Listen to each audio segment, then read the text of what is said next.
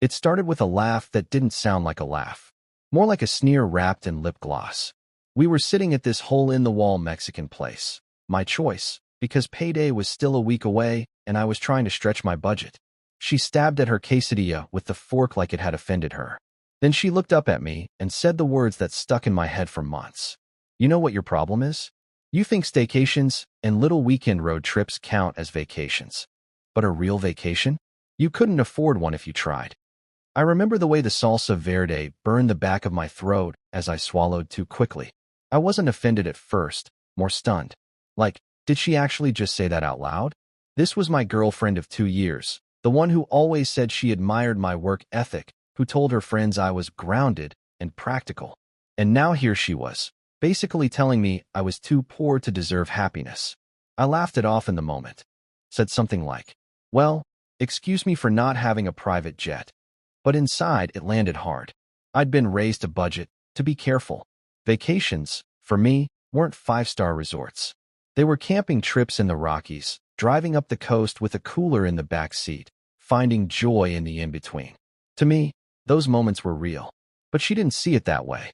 She wanted Santorini at sunset. She wanted those influencer-style infinity pool shots. And she wanted me to pay for them. That night, lying in bed, I stared at the ceiling while she scrolled through Instagram beside me. She stopped on some travel blogger's post, sun hats, Aperol spritzes, a caption about Dolce Vita, and whispered, God, I wish I could live like that. I knew then that no matter how hard I worked, it was never going to be enough for her. Over the next few weeks, the cracks in our relationship widened. She'd drop little comments, jokes, but not really jokes, about how her friend's boyfriend surprised her with a trip to Cabo, how another couple was planning Bali. I kept nodding, smiling, pretending it didn't sting. But every word piled on top of the last until the weight was too much to ignore. I was a financial analyst at a mid-sized firm. Not flashy money, but steady. I had savings, but not the kind of savings she wanted me to burn on a whim. Every time she pushed, I felt this knot in my chest tighten, like I was being measured against a ruler I hadn't agreed to. Then came the breaking point. We were at her friend's birthday party. Someone mentioned an upcoming trip to Amalfi, and all eyes turned to us. So, where are you two jetting off to this summer? Her friend teased. Before I could answer, she laughed, loud enough for the whole table to hear, and said, please. He thinks renting a cabin with no Wi-Fi is a vacation. Italy? He couldn't afford Italy if he sold a kidney. The table laughed. My face burned. I smiled like it was funny, like I wasn't quietly dying inside. But that car ride home? Silent. She hummed along to the radio, oblivious, while I gripped the wheel so tight my knuckles turned white. That night, when she went to bed, I opened my laptop. Something inside me had snapped. I didn't want to prove her wrong out of spite, though, I'll admit, there was a healthy dose of that in there.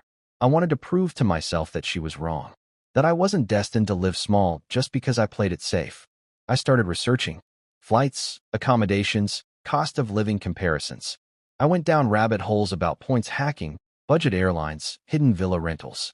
I stayed up until 3 a.m. reading forums where people broke down how they traveled the world without draining their bank accounts.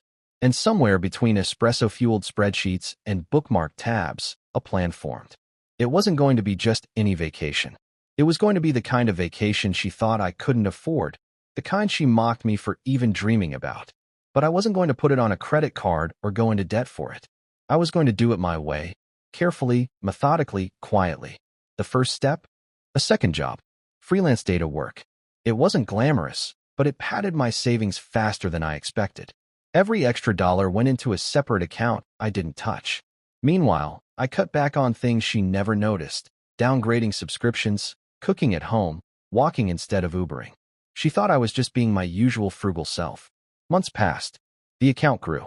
And with every deposit, I felt a little lighter, a little more certain. But the irony?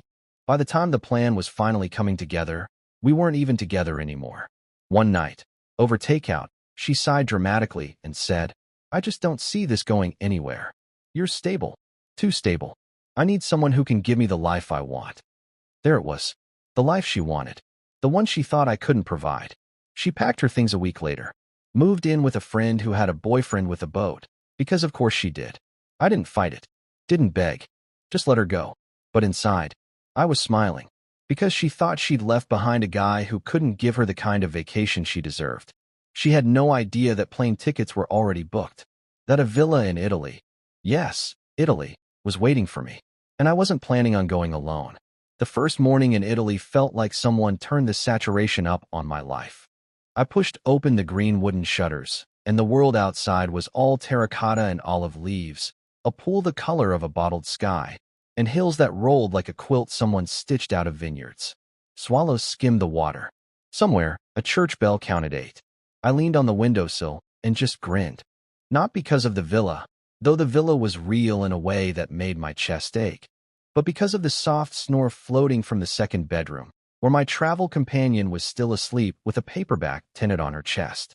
I hadn't told anyone about the second ticket at first. I kept saving, kept working late, kept turning down dinners out, letting people think I was simply the same practical guy. Then, 2 months before departure, I drove to my mom's place with an envelope in my pocket. She was at the kitchen table paying bills, her glasses low on her nose, the TV murmuring about the weather. I slid the envelope toward her. "What's this?" she asked, half wary, half amused. "Before you open it, promise me you'll let me finish talking," I said. "And you'll say yes if you wanna, not because you feel like you should." She peeled back the flap and took out the printouts, flight confirmations, a reservation for Casa del Vidi, for photos of a stone house hugged by rosemary bushes. Her hand went to her mouth. She laughed once, the kind of laugh that's really a sob, then blinked up at me. "Italy. Shoulder season," I said, too fast because I was nervous. "Miles for the flights. The villa's cheaper if you rent by the week and cook. There's a market down the road." I figured you spent my whole childhood saying maybe someday. "So, someday." She didn't answer. She stood and put her arms around me. "Your dad promised me Verona on our 10th anniversary," she said into my shoulder, voice wobbly. "We celebrated with a cake in the living room because the transmission died that week. I love that cake, but I also kept the brochure in the junk drawer for 20 years. She let me go and smiled. "Okay, pack your comfortable shoes, kid. We're going to Italy." On the plane, she folded and refolded the little blanket like it was too nice to wrinkle. In Rome, she clutched my arm through customs and whispered, "Everyone really does talk with their hands." We took the train north, then a taxi that became a story, a cheerful driver who sang along to the radio and pointed out cypress trees like they were celebrities. The villa owner, a woman named Luisa with flour on her apron, left the keys in a ceramic bowl of lemons and a handwritten note on the table. "Benvenuti. The pool is unheated, but brave people swim in October. The olive harvest begins next week. Eat the figs." A loaf of bread and a bottle of house wine waited beneath it, which felt like someone handing us permission to exhale. We made eggs that first morning on a temperamental stove that clicked like a metronome. Mom hummed along with an old song on the radio and shooed me away from the pan. "I didn't come to Italy for you to cook," she teased, even though she knew that was half my joy.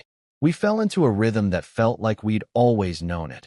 Mornings at the market in town, me fumbling with my grazie, while Mom inspected tomatoes like a jeweler.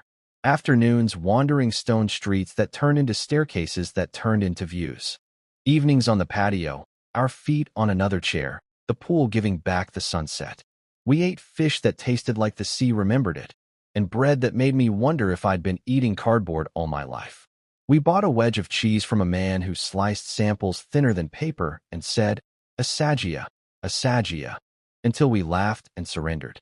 One day, Luisa's sister invited us to a cooking class in a kitchen that smelled like a garden.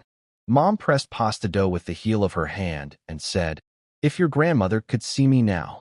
I filmed her laughing as she learned to twist little orecchiette, and when she got one perfect, she held it up for my camera like a medal.